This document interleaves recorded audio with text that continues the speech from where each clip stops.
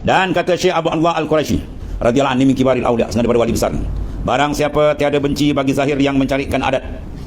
Ya, apa tak ada benci? Sukalah. Dia suka benda-benda yang pelik-pelik berlaku tadi itu. Dia suka benda yang pelik-pelik, maknanya berlaku pada diri dia. Itu makna kata dia tak benci, maknanya dia suka benda yang amrul khariqul lil adah, mencarikan adat. Dengan benci makhluk pada zahir maksiat. Macam mana kita kalau zahir maksiat kita takut tak? Benci tak nak kan? Ya, kita buat maksiat orang tahu, oh tak nak kita. Oh nanti habis nama kita rosak lah, kita contoh gitu. Macam mana orang tak mau maksiat kita tahu, gitulah aku tak mau benda ni ya Allah. Itu maksudnya. Ya, benda-benda yang pelik-pelik ni kalau berlaku bahaya. Maka iaitu hijab di dalam hak. Dia kata Syekh Abdullah Al-Quraisy, barang siapa tiada benci bagi zahir yang mencarikan adat, dengan benci makhluk bagi zahir maksiat. Macam mana zahir maksiat manusia tak mau, itulah dia jangan ada kehendak dia seronok dengan benda-benda yang pelik macam ni. Maka iaitu dia panggil hijab. Itu terdinding dia daripada Allah Ta'ala dan menutupi daripadanya akan rahmat. Menutup maknanya dia tertutup daripada rahmat Allah Subhanahu wa Ta'ala. Jadi kita tuntut, kita berdoa sebab apa? Li izharil ubudiyah, kena melahirkan kehambaan. Sifat hamba apa? Turut perintah Tuhan. Sekarang dalam Quran kata apa? Ud'uni astajib lakum. Oleh kerana Allah Ta'ala arah dalam Quran, ud'uni, minta oleh kamu akan daku. Jadi kita berdoa sebab arahan Al-Quran. Yang kedua, izharul fakri, menzahirkan fakir. Dalam doa tu mana kita zahir fakir kita dengan Tuhan. Atau okey, baik. Ya, tapi kalau doa seolah macam nak ingatkan Tuhan, macam Tuhan lupa pula. Ya, doa pula nak suruh Tuhan ikut pilih kita. Itulah salah adab dengan Tuhan. Ya. Dalam doa tu sikit dia lagi. Sebab arwah almarhum Sidi Abdul Rashid wali besar. Cara dia lah ya. Kalau tak khatam hikam ni, dia tak bagi banyak kan. Ini macam ni kita kena kurang faham. Dah faham betul baru dibayar. Itu cara dia. Syekh Abdul Qadir Jalani pula lanon dibayar. Lanon bapak dipanggil dibayar kawan. Sebab dia tak dengan Nur Zikir tadi kawan tu sedar pula. Lepas sedar dia cari ilmu balik. Jadi walhasil sama je lah. Tapi makna jalan tu masing-masing ada cara dia. No comment.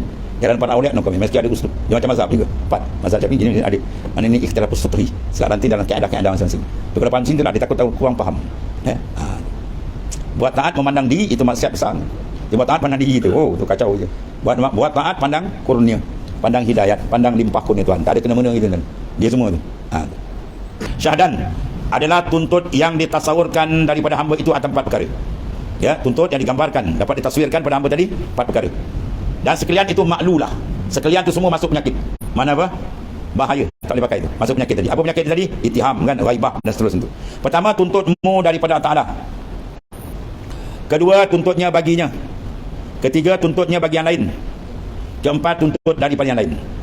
Maka tuntutnya dari Allah Ta'ala itu apa maksud dia? Mendirikan tugas. Jadi gulung balik. Mendirikan apa? Syak ataupun tuduhan. Ya, ada makna tuduhan. Kerana dia kalau sudah berpegang ia pada Allah Ta'ala dalam menyampaikan, yang menyampaikan siapa? Dia. Segala manfaat. Ya, tak ada siapa, tak ada sekutu dengan siapa. Daripada tiada menuntut, nasaya tiada menuntut ia akan dia. Ya, makna kalau dipegang situ betul, maknanya dia tak tuntut tak apa. Dan tuntut baginya. Iaitu apa? Sebab ghaib daripadanya. Dia tuntut untuk diri dia. Kerana hadir itu tiada dapat tiada dituntut. Orang dah hadir lah tuntut apa lagi? Sebab dia tak nampak tu yang diminta. Kan? Kalau kita minta tolong orang kan, terpanggil tamu jawab, oh dolah, oh Samad ke? Kan? Oh oi. Pada hadir sebelah kita ya kan. Mak mata ditutup, dia tak nampak. Orang dekat. Itulah kalbi bila tertutup dia melawang minta. Dengan sebab dia rasa ghaib. Ya. Seperti kata Syekh Ibn Arabi radhiyallahu anhu. Bermula tuntut bagi yang maujud sah. Ini lagi ganas kan. Kita tuntut bagi yang ada sah. Kerana apa? Tuntut itu tiada takluk yang lain kepada yang maklum. Kita tuntut yang maujud. Pada Ta'ala, kau tuntut pada makhluk ada ke? Lagi ganas kan? Ibn Arabi punya pandangan makhluk apa? Ada kan? Ada. Yang ada dia je. Mula dia mengaku di Tuhan pula kan? Kacau. Mana ada pada Ibn Arabi, mana apa wujud yang zati. Wujud yang mutlak, itu maksud Ibn Arabi. Mana ada yang sebenar-benar, mana ada yang mutlak, ada yang tidak bersangkut dengan siapa, ada dia tidak perlu pada siapa, bahkan yang lain bergantung pada dia. Ada yang tu dimaksudkan oleh Sufi. Maka siapa yang ada macam tu sifat dia ialah Allah je lah. Kita punya ada kita bergantung. Berkait dengan Tuhan ditambah oleh Allah Ta'ala segala-galanya, Tuhan yang urus segala-galanya daripada pertolongan dia dan penentuan taksis iradat dia. Maka ada macam ni bayang dia tak pandang. Sebab Sufi dipandang wujud hakiki. Sebab tu dia kata tak ada maujud melainkan dia. Itu kena faham kalam dia. Yang lebay tak faham tak sesat, dia kata tak ada semua yang ada dia. Kan kita ada tak ada. Kita le Tuhan kata. Wah kacau je. Itu jadi syirik tuan-tuan ya. Dia kata.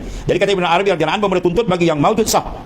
Ya, tuntut bagi maujud sah. Kerana bahawasanya tuntut itu tiada takluk yang melainkan pada yang makdum. Ya. Jadi kita tuntut pada benda yang makdum yang tiada. Kan tuntut pada benda yang maujud. Ya. Benda yang dah ada. Kita minta boleh lah. Benda tak ada. Jadi benda dah ada. Taksis iradat Tuhan pun dah ada. Kan?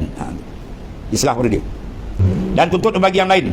Kita pandang seorang lain ada memberi. Kalbi kita pandang. Kerana sedikit malu. Tak malu ke? Dia minta yang lain boleh beri apa? Dan setengah daripada malu daripada itu bahawa tiada ia disebutkan kepada yang lain. Dia jangan minta, jangan adu melainkan kepada Allah Ta'ala.